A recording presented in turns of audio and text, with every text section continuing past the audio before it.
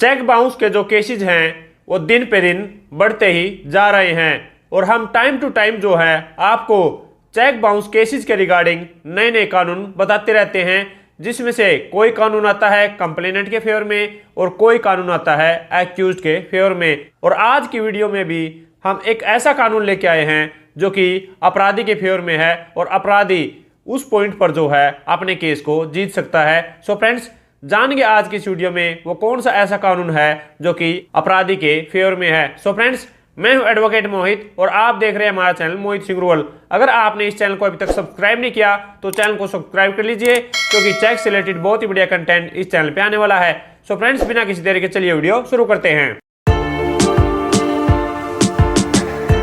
So friends, जिस judgement में ये लॉ पॉइंट डिसाइड किया गया है उसका नाम है साई एक्यूमुलेटर वर्सेस मेसर्स सेठी ब्रदर्स। 2017 में ऑनरेबल बॉम्बे हाई कोर्ट की ये लेटेस्ट जजमेंट आई है। तो सबसे पहले हम इस केस के फैक्ट्स जान लेते हैं कि इस केस में क्या हुआ था। इस केस में जो कंप्लेनेंट है और एक्यूज है उनके बीच में कोई आपसी लेन देन था और उस लेन देन को उतारने के लिए एक्यूज ने एक चेक इशू कर दिया कंप्लेनेंट के फेवर में, और जब वो चेक कंप्लेनेंट ने अपने बैंक में लगाया तो वो जो चेक है वो बाउंस हो गया। बाउंस होने के बाद कंप्लेनेंट ने एक्यूज को एक लीगल नोटिस दिया। लीगल नोटिस पर भी एक्यूज ने कोई भी पेमेंट नहीं दी, तो यहाँ पर कंप्लेनेंट ने एक्यूज के खिलाफ एक चेक बाउंस का केस डाल दिया। तो जैसे ही वो चेक बाउंस का केस एक्यूज के खिलाफ डाला गया तो एक्यूज उस केस में पेश हुआ और उसने ये कहा कि मैं इस केस को जो है वो फाइट करना चाहता हूँ, यानी कि इस केस को जो है वो मैं कंटेस्ट करना चाहता हूं। तो यहाँ पर जब वो केस ट्रायल कोर्ट में चला तो कंप्लेनेंट की एविडेंस भी हुई।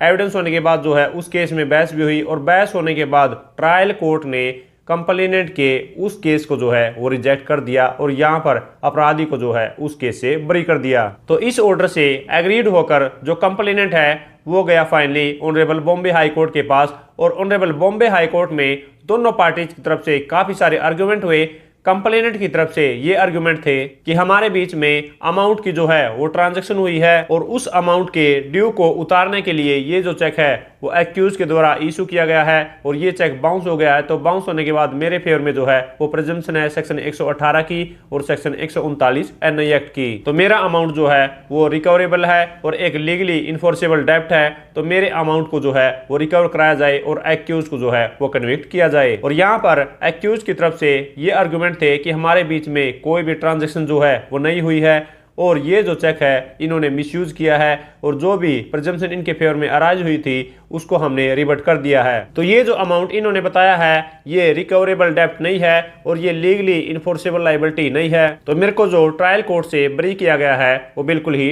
ठीक बरी किया गया है। तो यहाँ पर दोनों पार्टीज के आर्गुमेंट सुनने के बाद ऑनरेबल बॉम्बे हाई कोर्ट ने ये फाइंडिंग दी कि अगर जो भी कंप्लेनेंट ने बातें कही हैं अगर हम उसको सही भी मान लेते हैं तो यहाँ पर हमें ये देखने को मिलता है कि जो कंप्लेनेंट है वो एक पार्टनरशिप फर्म है जिसको रजिस्टर नहीं कराया गया है, यानी कि जो कंप्लेनेंट फर्म है वो एक अनरजिस्टर्ड फर्म है और कोर्ट जो है वो लीगली इन्फोर्सेबल डेब्ट को ही रिकवर कराती है, ना कि इलीगल डेब्ट को। और यहाँ पर ऑनरेबल बॉम्बे हाई कोर्ट ने सेक्शन 69 उसके close two of partnership act को भी डिस्कस किया कि अगर उसके अकॉर्डिंग कोई भी डेब्ट आता है तो वो एक लीगली इन्फोर्सेबल डेब्ट नहीं है, क्योंकि यहाँ पर जो भी पार्टनरशिप फर्म है उसको रजिस्टर नहीं कराया गया है। और अगर ये जो फर्म है वो रजिस्टर्ड फर्म होती तो उसका ये जो लीगली इन्फोर्सेबल डेब्ट होता तो उसको रिकवर कराया जा सकता है, लेकिन यहाँ पर ये जो डेब्ट है ये एक इलीगल डेब्ट है और इसको रिकवर जो है वो नहीं कराया जा सकता, जो कि कंप्लेनेंट फर्म के द्वारा यहाँ पर क्लेम किया गया है।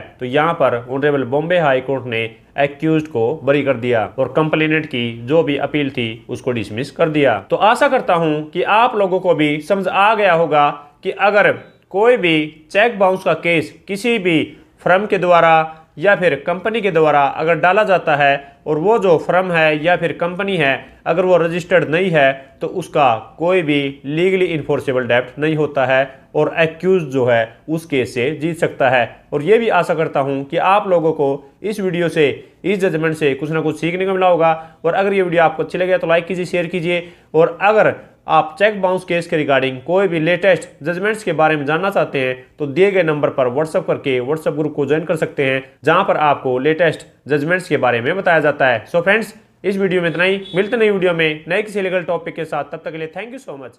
Bye bye.